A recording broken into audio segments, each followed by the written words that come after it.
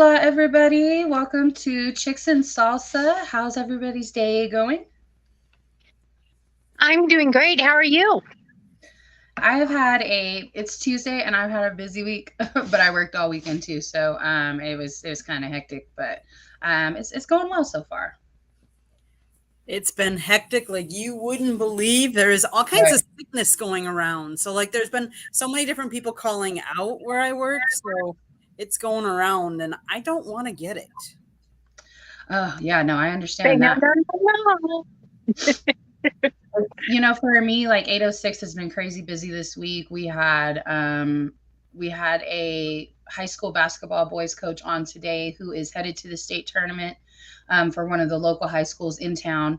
And then yesterday we had a coach who just won a state championship for the ladies in a small town in our surrounding area. And they're similar to my alma mater. They got like, I don't know, 25. They're tied for first most state championships in the state. So, like the area we live in owns 65% of the state championships in basketball. So, like within a That's 2 hour, crazy. yeah, no, I mean, it's just a basketball area. And then on top of that, we're 4 hours from Midland, Odessa. So, like Friday Night Lights area also. So, it's a sports world. We're just living in it. Absolutely. Yes.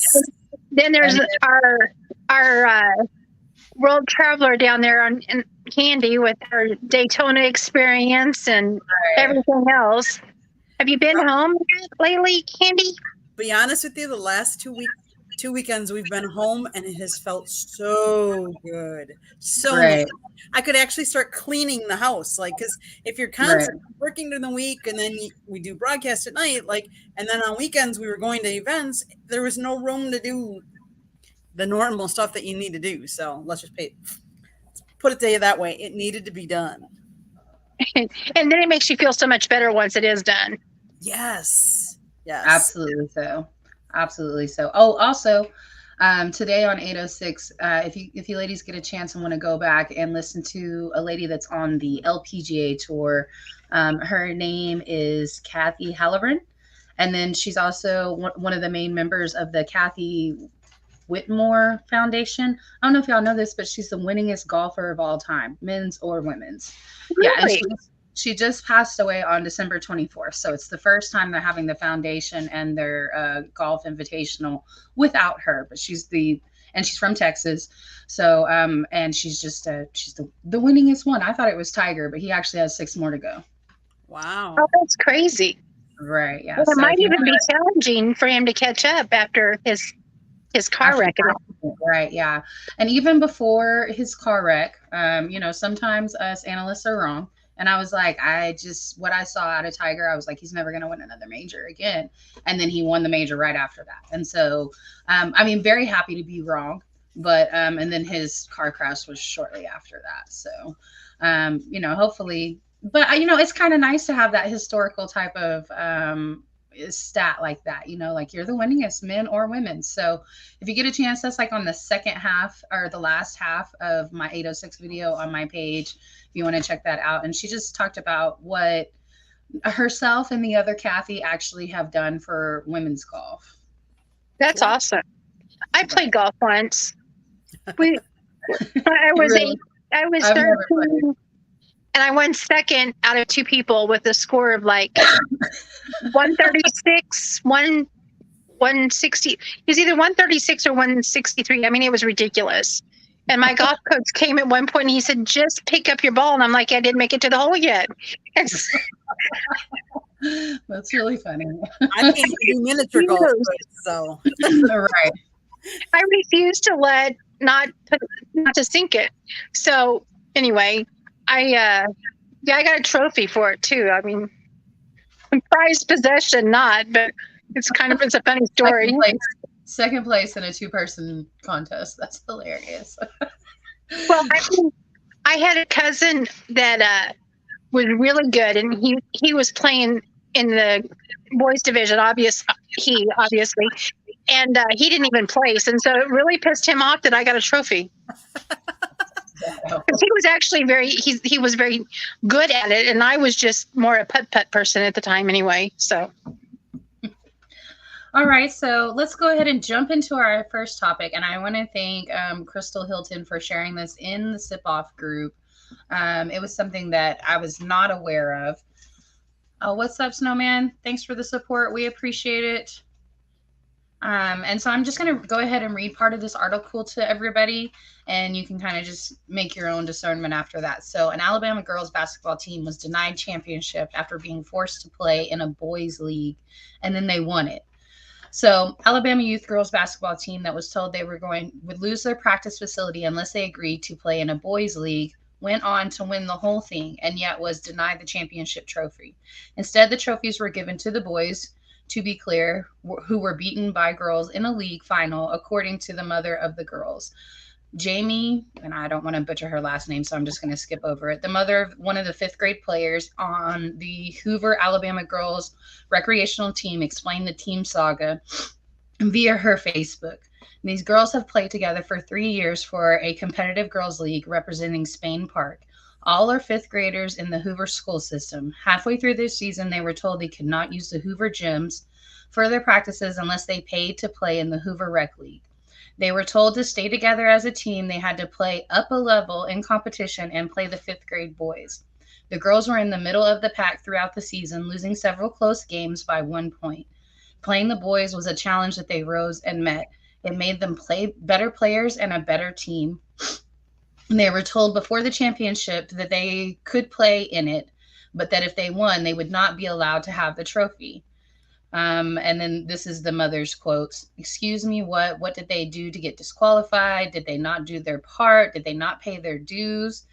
Or is it just because they're girls? So sure enough, the fifth grade girls played their hearts out, left it all on the floor, and battled their male counterparts, only to be told, no, I'm sorry, it doesn't count. So thoughts on this? I have so many. I find it really, really disgusting that you're going to set down rules, and this is what you have to do. You have to let me give you the bars, let me give you where you have to meet, and then when you achieve those, they're like, "Oh, I was joking. That isn't Right. that isn't the bar we're going to give you." I mean, it's honestly something that we face even today in the workforce and anywhere else we pursue. Is you run into those. They'll say, okay, if you can do this or you Right. do this, then you'll find success. And you do this and you do that, and they're like, well, I was just joking. That's your first step. Here's your next step, and then keep moving that carrot to the point where sometimes you're like, the carrot's not worth it. That's crazy. I mean, just all for you to be able to have your practice facility. What do you think about it, Candy? It goes to the point where us in society, we don't recognize everybody as equals. And it kind of goes to the point of like discrimination. And you can talk about, however, like there's so much divisiveness in the world today. Like, look at, I mean, I hate to say this, but look at our government. Like Democrats and Republicans, they don't work together. Right. I think it stems all the way down. And if we complain about one, you got to complain about it all. We all have to be equals. If you're going to let them play and you want them to play in this league, if they outright win, they deserve it. Absolutely so. And I think that they just thought that the girls had no chance. And I mean, even, they weren't the best, but they were middle of the pack. And then, like she said, they were very competitive in several other games. I think that they went into it prepared knowing that they had a chance to win it. Not the ladies. I think the boys going into the championship tournament, that's why they told them ahead of time, like, just in case y'all do win, it's not going to count, which right.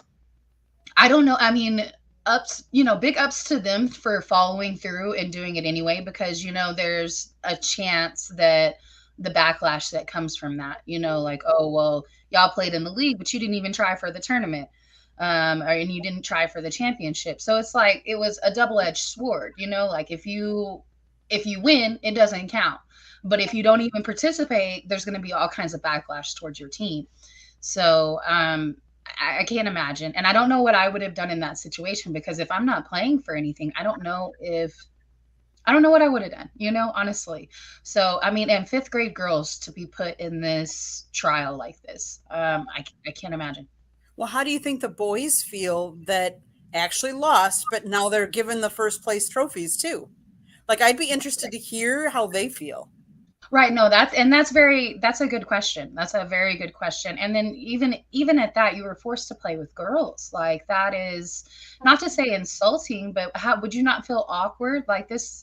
And then it's the adults at fault here because they're creating the animosity. Like there is a reason for the separation, and then to put those girls in the position to win, and then that's what you're showing these young boys. Like it's okay to have this animosity towards these girls when they're better than you in a certain situation.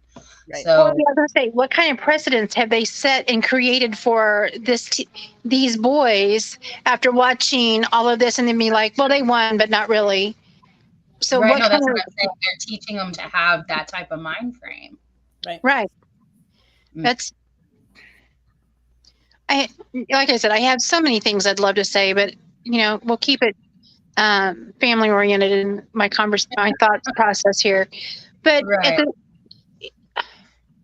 I'm with you, Candy. We have why create more animosity when we have enough in our Mhm. world as it is? So why push that an agenda like that to for kids that are in fifth grade? People that's 11 years old. Those are 11 years 11-year-old children old. Mhm. Right. What are who we? typically are not going to have one way or the other. I mean, I taught fifth graders. Right. They have opinions. They're a lot formed on what their parents are, but they also have they're beginning to build their own identity at this point. Right. And making up making their own choices and as they can. And, it's always controlled, but still, you're forming something in young minds that will stick with them for a long time. And how do neighboring towns feel when they hear this Right. that the boys lost to the girls, but yet then they gave the trophy to the boys? Like that creates uh, a whole message that is not healthy. Right. No, not for either side. You know what Nope. I mean? Not to just sit Hmm. there and say that it's completely unfair to the girls. It's unfair to have the boys compete Right. against them. Yep. Like that puts them in a very awkward position. Like it was the adults that were completely at fault for this. I would Hmm. think it also would make it hard to guard Right. appropriately. Appropriately, absolutely so. I completely agree because I don't want a boy all touching all on my 11-year-old daughter. Well, and girls grow faster, don't they? Like even at that age, they And could they be do mature taller. fast. Right. And also on the other side of things, if I had a son, I wouldn't want a girl all up on him either. So I mean, Right. it's just not a good situation whatsoever. Definitely. Um, Hopefully, we hear something about this a little bit more, and that maybe something is done, or that at least said that this will never happen again. You would hope. Right. Yeah. As like I said, I don't think this is one situation where I sit there and go, "Oh, this is just unfair for the girls." No, it's unfair for the No, boys too. Like it was it's unfair for every single kid that was involved in this league. or Mm-hmm. you think that, or the what kind of atmosphere have they created for pe- kids to come back and want to play in that league? Right. Yeah. Hmm. I Absolutely. So. mean, how So. you're setting a precedent that maybe now your league suffers because if they've done it to these kids, what are they going to do next? What trials are they going to put them through? Right. So, as a parent, I don't think I would want to pay money to be in that league again if that's how they're going to treat participants. Absolutely so. And I'm not sure who that was that made that comment, but absolutely good point. Like there's at this point, girls mature faster than boys. And so at this point, like the girls are probably still physically similar to the boys. But at a certain point, the boys are going to get taller, stronger, faster. I mean, we know how it goes. And so, good point. All right, well, let's move over to another topic, one that has been, well, one has been highly publicized, and I think the other one not as much, but still just as bad. So I think we've all heard about the John Morant drama going on. So he was on Instagram Live, waving a gun around, and in similar fashion to just like that. And In the he club. at a club, Yeah. correct, at a club. And now the question becomes not only that, but how did that get there at this club? Because I guess it was out of town. It's in, Which they were in Colorado. Colorado, Denver.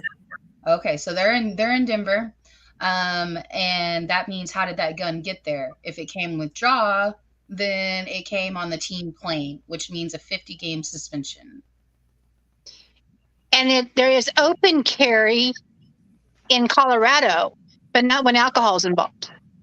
Right, no, no, and you're not supposed to carry in a bar. Like that's what I and there's I'm going to sit here and say cuz I'm a Texan, I'm a gun owner.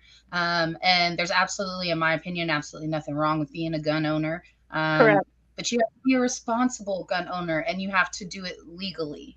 And so that's that certain situations, churches, gas stations. There are laws and signs and clubs and bars. There's signs posted at every single one of those right by the door, and those are the gun laws usually. So I can't imagine. And then you're there in a facility outside of town. Hold on, Kenny. Is sold a gun where alcohol is sold is a felony? I believe so. I think so. That's what the signs say here in Well, Texas. Not, I'm not sure in Colorado where this happened, but in Texas, yes, those signs are everywhere. I That's why do you can't believe that carry them at a gas they station. mentioned this morning that the ATF was involved in this investigation as well. Oh, So, okay. so that would lead to believe that there could be some leverage through there. I mean, I don't know. It's just very sad. And so this was something that I saw earlier. We know that Jaw's dad has been in his life his entire life, and has been a part of his career and everything. And so we see him travel with Jaw all the time. Where are you? Where is your guidance and with your son as he is? We saw one athlete, Kyrie, who that's a whole different subject, got put off put off a Nike. He's no longer a Nike athlete, right? And Jaw ended up picking up the contract after that. And then now this. And so we haven't heard anything from Nike either, and they may be waiting until the actual NBA decides what they're going to do with the situation before they decide what they do with having him as a Nike athlete as well. But I felt like it was kind of strange how you put one out, you put Kyrie out of being your one of your athletes, one of your representatives, and then something like this happens, which is much different than what Kyrie did. Mm-hmm. Agreed. So And then you have the developing story with Joe Mixon. I've seen contradictory reports where it was someone shot on his property. And then I've also seen a report where he was the one that was shooting, and it was children playing Nerf guns in the area. I mean, I've read lots of things, so it's a developing story, but it really makes me sad for these young men that are at the peak of their careers in two separate fields. I mean, two separate right. sports, but still running a parallel situation at the moment. It makes me very sad for both of them. I mean, where's the support? It blows my mind that these young men decide to get themselves in trouble. I realize that they're young. I mean, I get that, but at the same time, have they not watched anybody in the past go down this path and think, "Man, I want that money, and I'm willing to do what it takes to get that money"? And Right. that means There's been plenty of other athletes who have had issues, because this is also not Joe Mixon's first incident. He had an incident when he was at college at OU too. But also, I want to preface that by saying I don't know what I would have done in that situation if somebody had spit on me and called me a racial slur. So I might have reacted the same way he did. I don't know. I don't know. Right. So, I was hoping that was a kind of a one-time incident and he would figure things out, like even if, because I'm not condoning the action, but what provoked him was so severe, I don't know that I wouldn't have had a pretty severe reaction as well. Correct. So, but there have been other players. Dame, Dame is from a really rough neighborhood, and we've seen that he hasn't had any issues going forward with his career. Like he hasn't had any issues. There's plenty of guys in the NBA that are from some of the worst humble beginnings. Let me put it that way: the most humble of beginnings, and they've never looked back. And then Jaw's not even from that type of beginning. Like he went to private school, and I'm not sure. Like we saw Skip Bayless say that he thinks that Jaw's a member of the Crip gang. Um, I don't even know that I believe Skip Bayless is his name. So, I mean, I don't know that anytime he opens his mouth, he has anything that is factual. Jaw's not from anywhere where the Crips are. I'm just be honest with y'all. I mean, that's it, though. So just interesting, as we see it develop. But then, Memphis is a pretty good team without Jaw. We saw that last season when Jaw was injured. Jaw was out for like 25 games, and they went for like 22-3. Like they still played incredibly well. They're sitting at the number 2 seed right now. They're like 7 games behind Denver. If a 50-game suspension comes down, what happens for Memphis? Not only for this season, because that's going to lead into next season. Mm-hmm, that'll hurt. They don't realize what they're doing can impact things like that, and especially they think social media isn't. I don't know what they think. If they don't think people are going to see it, like they want people to see it, but they don't want people to see it. Like you want the right people to see it, not the right. Yeah.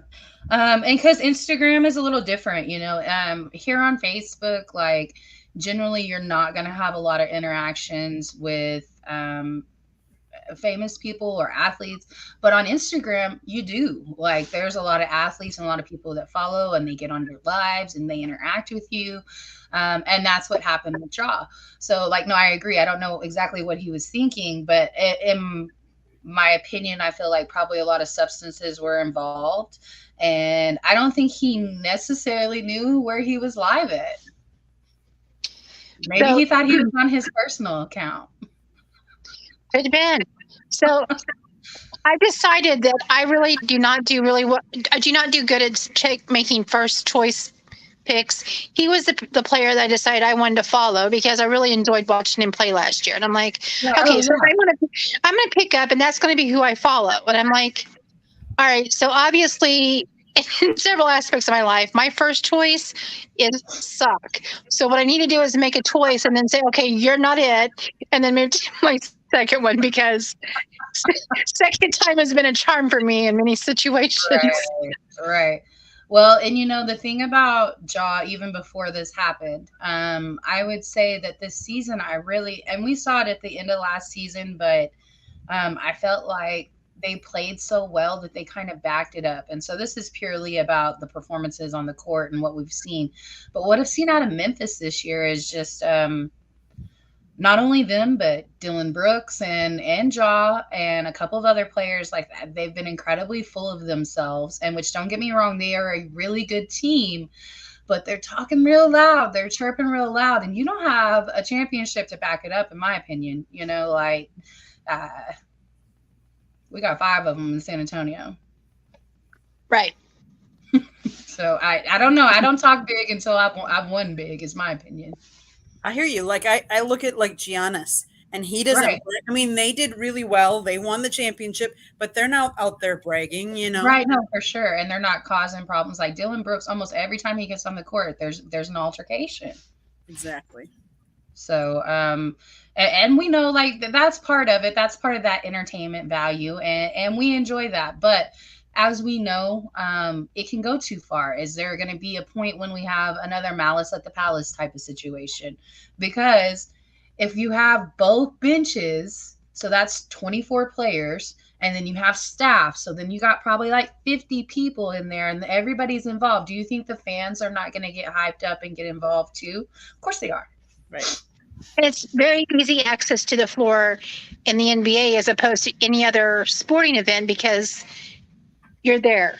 I mean, like there's no real barrier between you and the playing field.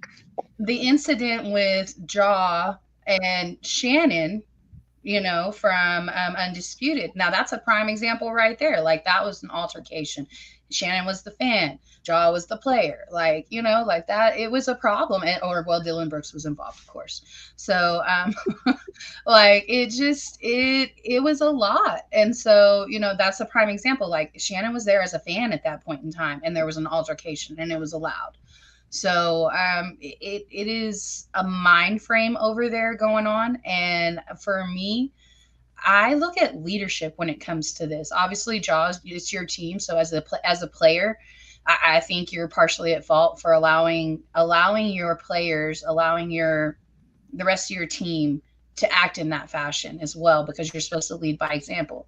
Then I also think that coaching is an issue. There's something that you're feeding these young men to make them feel like they're that full of themselves.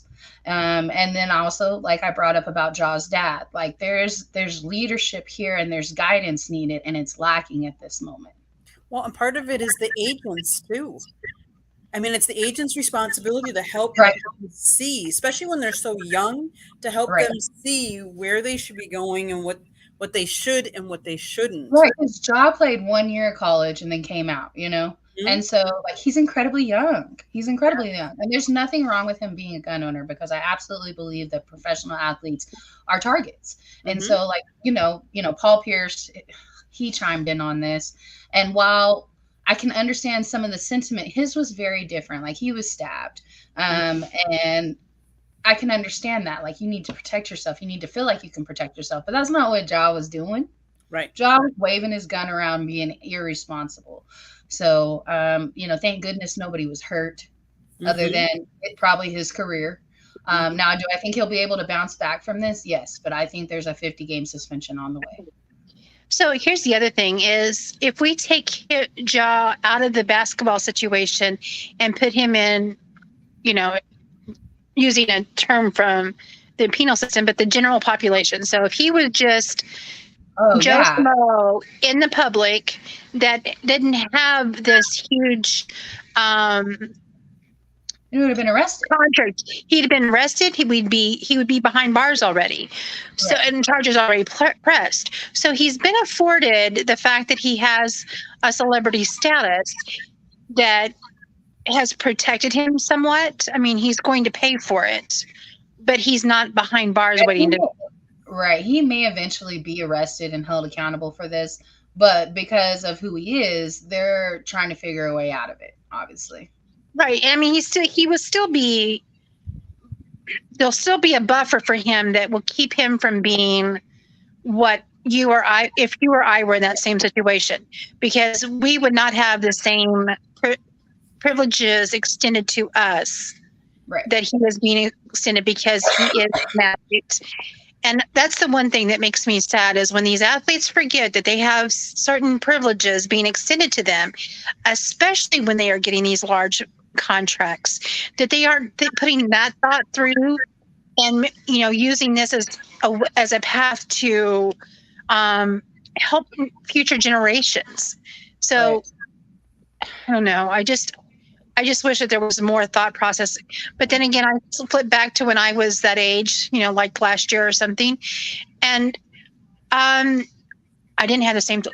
I don't have the same level of thought that I do now. So Right. you have to remember that too. And when we're speaking of Oh, this. and I agree with that, because when I was that age, I was doing dumb stuff. Dumb. But you know what I did? I had to pay the price. Right. Oh, well, absolutely. I was held accountable, as I should have been. So not Right. to, not to be hypocritical about it. Like, I mean, I'm was just not, thankful there I was wasn't. not that smart at that age at all. I was not smart at that age, and I'm thankful there was no social media at that age too. So Oh. I'll put that out there too. Right, yeah, that too as well. But let's go ahead and move on to the happy topic of the night, because everybody knows we like to end the show on a happy topic, because sometimes we touch on some of the heavy stuff. It is 5 days until Selection Sunday. I don't know about y'all, but I am live. I am ready. I'm counting down the hours. I'm so ready. Both my boys and girls team will be in the show. The Big 12 tournament starts tomorrow. So the big conference tournament started today and tomorrow. ACC started today. Big 12 starts tomorrow. So we shall see which the boys, my bad, the Texas boys is not guaranteed at this moment, but very likely because we're like top 10. So very likely, very excited for the big tournament and even the Big 12 tournament because in the Big 12, like it's anybody's tournament right now. TCU is good.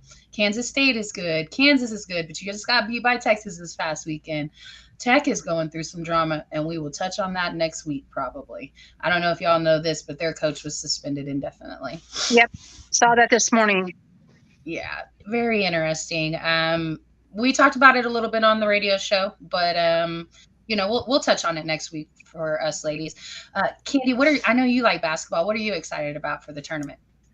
I'm excited to see Marquette. I mean, to be honest with you, Marquette hasn't I been up there. love Shaka, so like he was at Texas, so I kind of like watching Marquette too. Yeah, and it's exciting because they haven't been there since 78, 77, 78. This was the highest they were ranked. So that's cool. I like to see some of these, not one and done teams that are always in the tournament. Some of these other teams get in there. So I really am excited for that. Absolutely so. And then, shout out on the ladies side of things. UConn made it 13 years in a row, and then 14 out of the last 15 years they've made it to the big tournament, and they won the Big East. Congratulations to them. Like that's ridiculous. That's a whole dynasty right there. Oh yeah.